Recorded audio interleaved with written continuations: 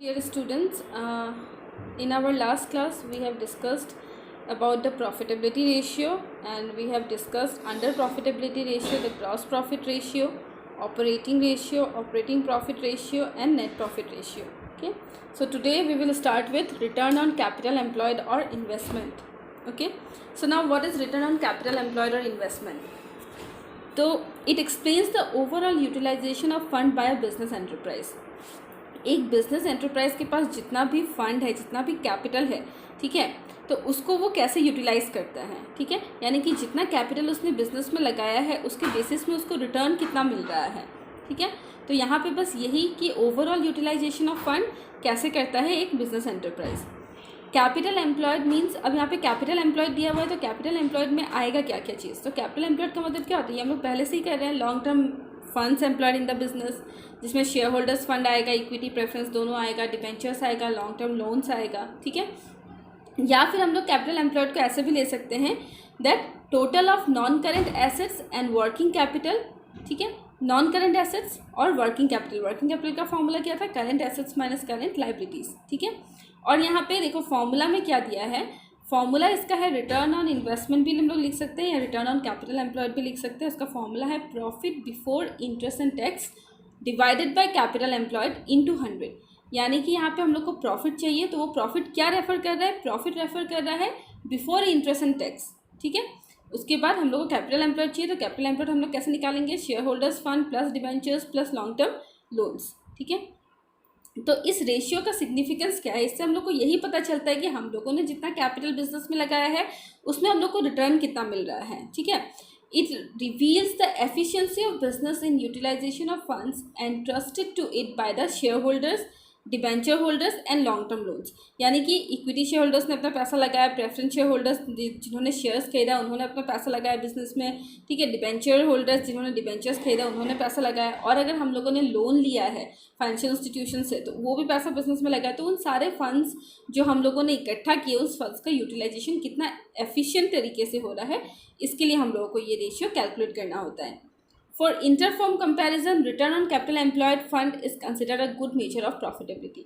अगर हम लोग को इंटर-फर्म कंपैरिजन करना है तो ये वाला रेशियो हम लोग के लिए एक अच्छा मेजर है प्रॉफिटेबिलिटी का, जिससे हम लोग मेजर कर सकते हैं कि मतलब कौन सा फर्म अच्छा है, मतलब एक टाइम से दूसरे टाइम तक कैसे हम लोग का फर्म में ग्रोथ हो रहा है, ठीक है।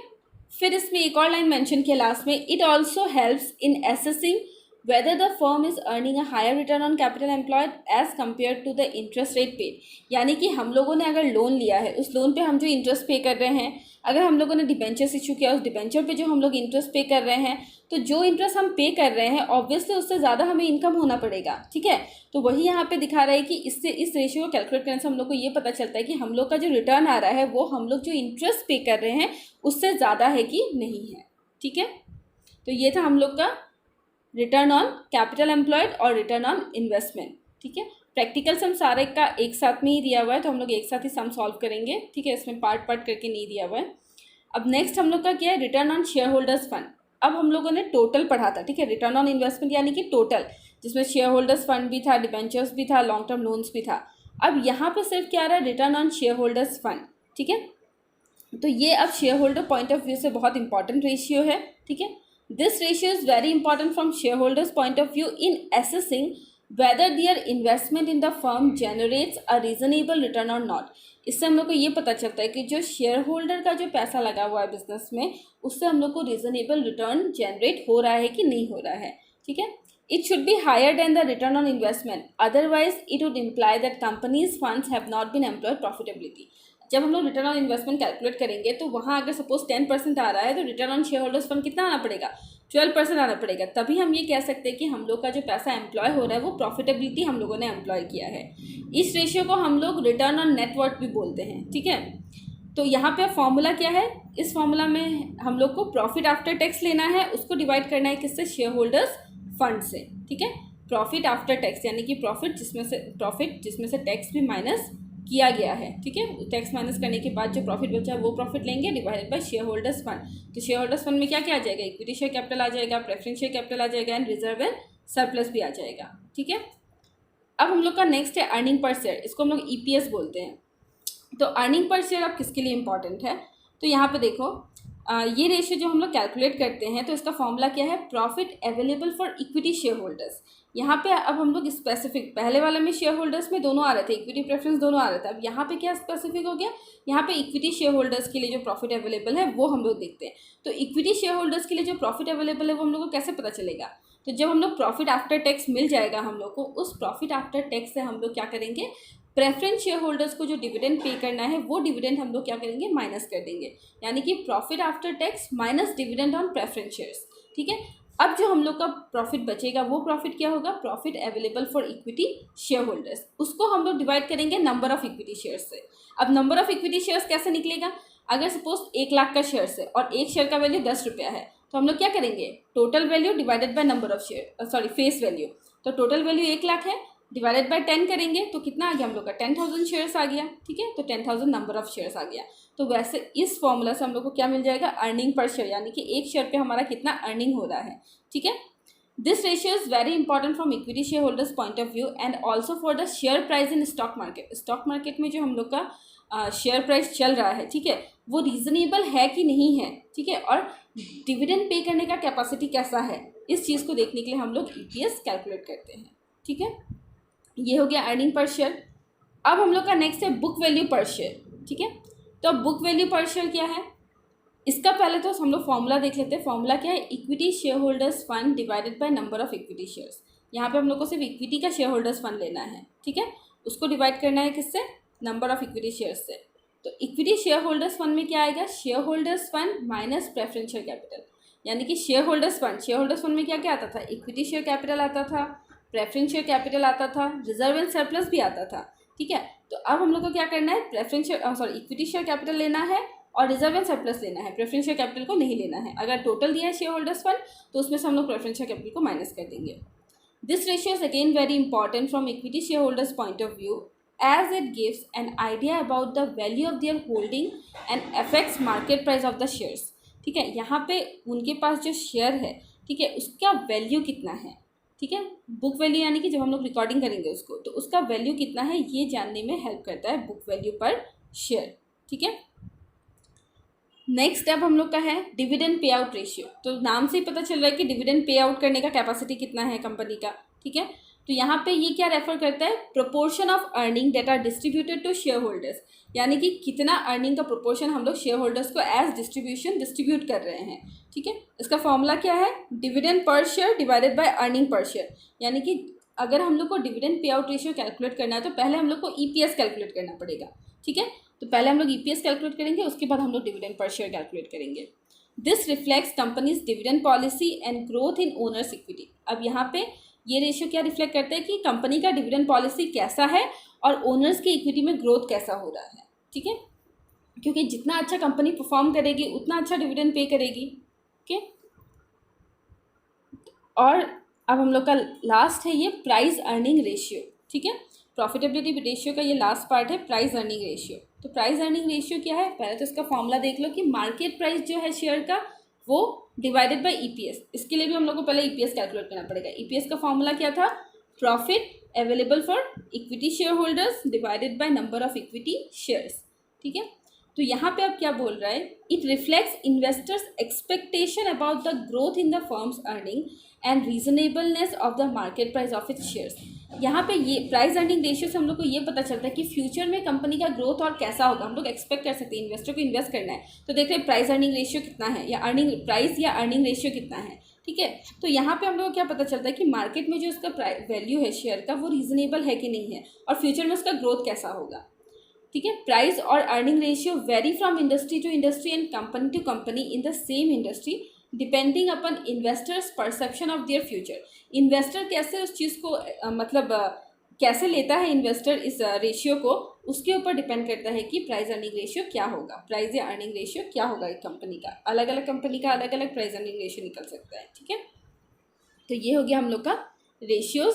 ठीक है, तो हम लोगों ने क्या क्या पढ़ा अभी, रिटर्न ऑन इन्वेस्टमेंट, ठीक है, जिसका फॉर्मूला था profit before interest and tax divided by capital employed. फिर हमने पढ़ा return on share holders fund, जिसका फॉर्मूला था profit after tax divided bye share holders fund. फिर हमने ईपीएस देखा, ईपीएस का फॉर्मूला क्या था, profit available for equity share holders divided by number of equity shares. फिर हम लोगों ने बुक वैल्यू पर शेयर देखा, बुक वैल्यू का फॉर्मूला क्या था, equity share holders fund divided by number of equity share. फिर हम लोगों ने देखा dividend pay out ratio, dividend per share divided bye EPS. फिर लास्ट हम लोगों ने देखा प्राइस और अर्निंग रेशियो, जिसका फॉर्मूला था market price of A share divided bye EPS. ठीक है, तो अब इसके बाद हम लोग प्रैक्टिकल सम करते हैं। ठीक है, तो यहाँ पे देखिए इलास्ट्रेशन 22 दिया हुआ है। ओके, तो अब इलास्ट्रेशन 22 में क्या दिया हुआ है, from the following detail calculate return on investment. सबसे पहले हम लोग को क्या कैलकुलेट करने के लिए दिया है, रिटर्न ऑन इन्वेस्टमेंट। तो हम लोग एक एक करके कैलकुलेट करते हैं। ठीक है, और यहाँ पे हम लोग को शेयर और कैपिटल दिया हुआ है, इक्विटी शेयर कैपिटल 4 लाख दिया है, प्रेफरेंस शेयर कैपिटल 1 लाख दिया है, जनरल रिजर्व 1,84,000 दिया है, डिवेंचर्स दिया हम लोग को 4 लाख रुपीज़, करंट लाइबिलिटीज़ दिया है 1 लाख, फिक्स एसेट्स दिया है 9,50,000, करंट एसेट्स दिया है 2,34,000। और फिर इसके साथ हम लोग को क्या क्या कैलकुलेट करने के लिए बोला है, return on share holders fund. ठीक है, पहला रिटर्न ऑन इन्वेस्टमेंट करना है, फिर return on share holders fund करना है, ईपीएस भी कैलकुलेट करना है, बुक वैल्यू भी कैलकुलेट करना है और प्रॉफिट अर्निंग रेशियो भी कैलकुलेट करना है। Dividend pay out ratio calculate करने के लिए यहाँ पे नहीं दिया है। ठीक है, तो पहले सबसे पहले हम लोग क्या कैलकुलेट करेंगे, रिटर्न ऑन इन्वेस्टमेंट। तो सबसे पहले हम लोग क्या लिखेंगे यहाँ पे, तो सबसे पहले हम लोग यहाँ पे फॉर्मूला लिख लेंगे। ठीक है, रिटर्न ऑन इन्वेस्टमेंट का तो फॉर्मूला क्या था, रिटर्न ऑन कैपिटल एम्प्लॉयड और investment equal to profit before interest and tax divided by capital employed into 100। ठीक है, तो अब यहाँ पे हम लोग को पहले तो कैपिटल एम्प्लॉयड कितना है वो निकालना पड़ेगा। ठीक है, तो हियर कैपिटल एम्प्लॉयड, तो कैपिटल एम्प्लॉयड के लिए क्या बोला गया था, share holders fund plus long term loans plus debentures. ठीक है, तो यहाँ क्वेश्चन में हम लोग को क्या दिया हुआ है, क्वेश्चन में हम लोग को क्या दिया है, शेयर कैपिटल दिया हुआ है। ठीक है, तो शेयर कैपिटल कितना है 4 lakh plus preference share capital दिया है 1 लाख। ठीक है, इक्विटी शेयर और प्रेफरेंस शेयर दिया हुआ है, दोनों ऐड होगा, प्लस जनरल रिजर्व दिया है तो रिजर्व एंड सरप्लस भी आता है, प्लस डिबेंचर्स दिया है 4 लाख, डिबेंचर्स भी आएगा। यहाँ पे लॉन्ग टर्म लोन नहीं है, यानी कि बस इतना ही हम लोग को टोटल करना है, 4, 5, 6, 10,84,000। ठीक है, तो ये हो गया हम लोग का कैपिटल एम्प्लॉयड। तो कैपिटल एम्प्लॉयड हम लोग का कितना आ गया, 10,84,000। अब हम लोग को यहाँ पे क्या चाहिए, profit before interest and tax. तो अब यहाँ पे हम लोग को देखो क्वेश्चन में हम लोग को दिया है यहाँ पे प्रॉफिट आफ्टर टैक्स कितना दिया है, 1,50,000। ठीक है, तो profit before interest and tax हम लोग को निकालना है, तो हम लोग यहाँ पे क्या लिखेंगे 1,50,000। ठीक है, ये हम लोग का आफ्टर टैक्स दिया है, यानी कि इसमें हम लोग को टैक्स भी ऐड करना है और इंटरेस्ट भी ऐड करना है। तो टैक्स कितना है, टैक्स यहाँ पे दिया है क्वेश्चन में 50,000, this one tax had amounted to ₹50,000। और इंटरेस्ट कौन सा इंटरेस्ट आएगा, डिबेंचर का इंटरेस्ट। तो डिबेंचर का इंटरेस्ट कितना होगा, 4 लाख पे 10%। ठीक है, तो यहाँ देखिए यहाँ पे आ जाएगा 40,000। ठीक है, तो ये हम लोग का हो गया 2,40,000। ये हो गया हम लोग का profit before interest and tax. ठीक है, therefore return on investment is equal to, तो अब हम लोग का रिटर्न ऑन इन्वेस्टमेंट क्या आ जाएगा, profit before interest and tax 2,40,000 divided by 10,84,000 into 100। ठीक है, तो ये आया हम लोग का 22.14%। This is your answer. Okay, so this is your answer. अब नेक्स्ट हम लोग को क्या कैलकुलेट करना है, यहाँ पे नेक्स्ट हम लोग को नंबर 2 में कैलकुलेट करना है return on share holders fund. ठीक है, तो return on share holders fund,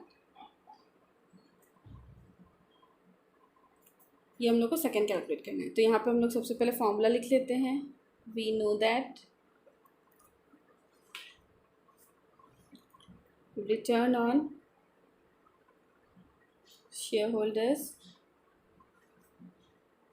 fund is equal to, यहाँ पे हम लोग को क्या चाहिए, प्रॉफिट आफ्टर टैक्स चाहिए, डिवाइडेड बाय क्या होगा, शेयर होल्डर्स फंड इंटू 100। ठीक है, तो यहाँ पे प्रॉफिट आफ्टर टैक्स तो हम लोग को क्वेश्चन में दिया ही हुआ है 1,50,000। तो यहाँ पे सबसे पहले हम लोग क्या कैलकुलेट कर लेते हैं, शेयर होल्डर्स फंड। ठीक है, तो शेयर होल्डर्स फंड में क्या क्या आएगा, शेयर कैपिटल आता है और रिजर्व एंड सरप्लस। तो यहाँ पे इक्विटी शेयर कैपिटल कितना है, 4 लाख है। प्रेफरेंस शेयर कैपिटल कितना है, 1 लाख है। एंड रिजर्व एंड सरप्लस कितना है, 1,84,000।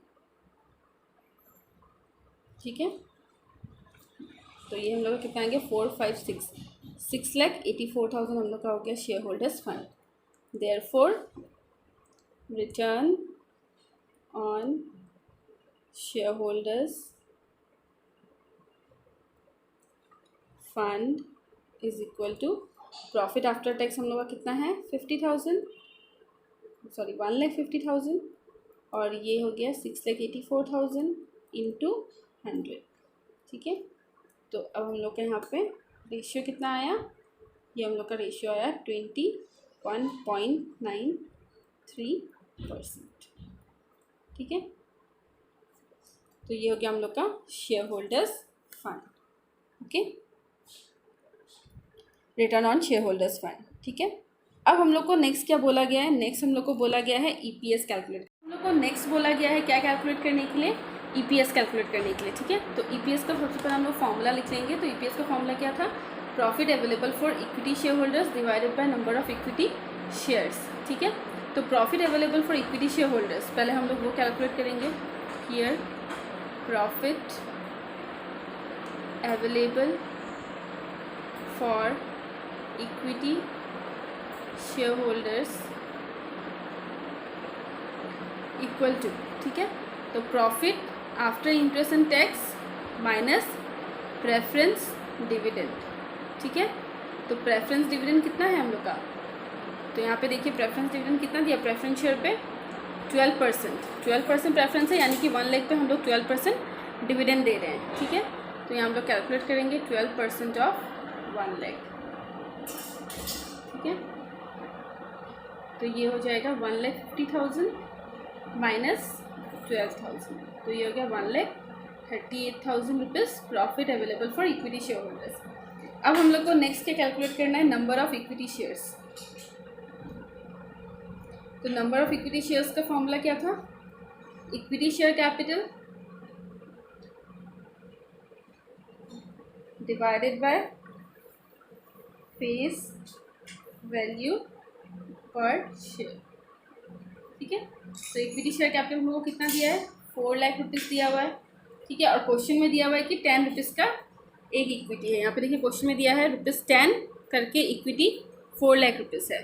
ठीक है, तो यानी कि हम लोग जब कैलकुलेट करेंगे तो हियर कम्स 40,000 शेयर्स। ठीक है, तो नंबर ऑफ शेयर्स कितना आ गया हम लोग का, 40,000। Therefore EPS earning per share equal to profit available for equity share holders divided by number of shares. तो कितना आएगा, 1,38,000 डिवाइडेड बाय 40,000 रुपीज़ 3.45। ठीक है, ये हमारा आ गया ईपीएस। ठीक है, तो ये था हम लोग का EPS. Okay, so after EPS हम लोग को क्या कैलकुलेट करना, बुक वैल्यू पर शेयर। ठीक है, तो हम लोग पहले फॉर्मूला लिख लेंगे, book value per share equal to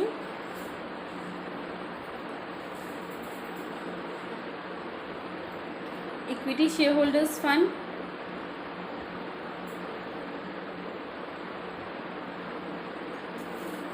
equity share holders fund divided bye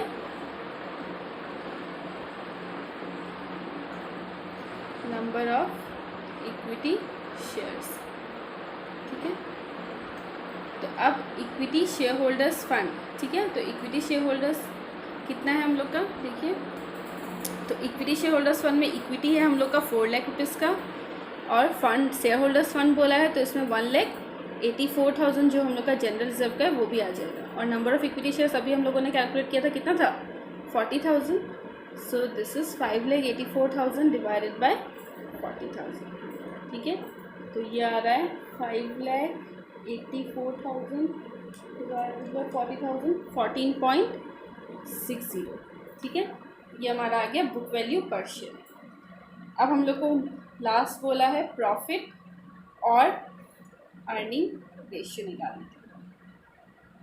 ठीक है, प्रॉफिट और अर्निंग रेशियो का हम लोग का फॉर्मूला क्या था, यहाँ पे हम लोग को लास्ट बोला है प्रॉफिट एंड अर्निंग रेशियो निकालनी थी, ठीक है। तो प्रॉफिट एंड अर्निंग रेशियो का हम लोग का फॉर्मूला सबसे पहले हम लोग लिख लेंगे। वी नो दैट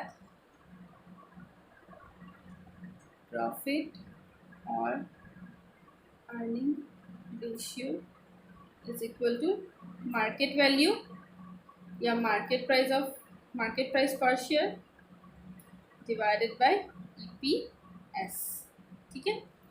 तो मार्केट प्राइस पर शेयर कितना दिया हम लोग को क्वेश्चन में, हम लोग को मार्केट प्राइस पर शेयर यहाँ पे दिया हुआ है कितना 34, ठीक है।